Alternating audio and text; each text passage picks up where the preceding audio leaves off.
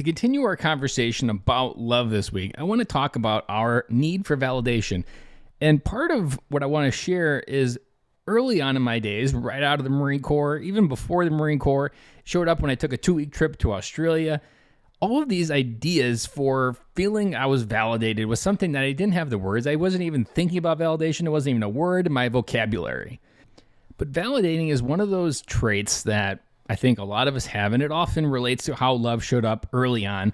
But it's this idea and feeling that we want to feel good, that we want to feel loved, that we want to feel understood, and we want to know what we're doing is right.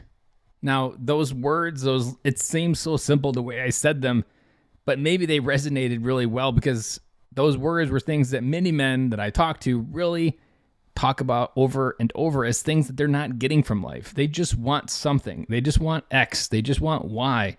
Whatever it may be, validation is this external thing that you're trying to get to be equal, to be enough, to be good.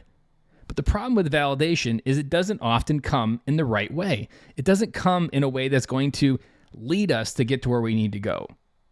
So today, your homework is to think about where is validation showing up and where are you trying to get something externally that you were really supposed to be getting internally.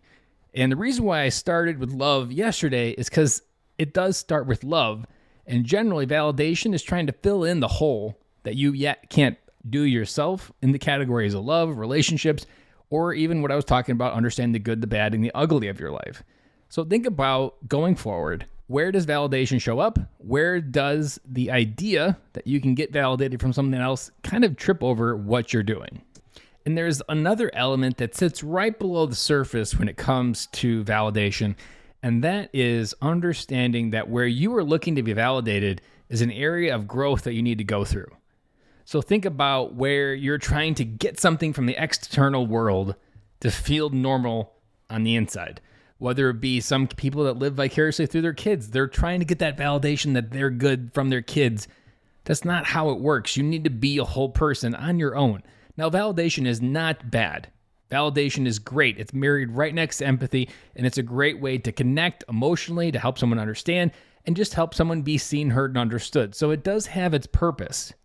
But when our behavior is tied towards validation to get something, to feel something, that we just can't do ourselves or manipulate something on the outside, this is how it comes back to love, because love is what we're looking for on the inside, and validation is a way our mind uses to fill those voids, to get connected to and fill what we're not getting from ourselves. That is all I have for you today.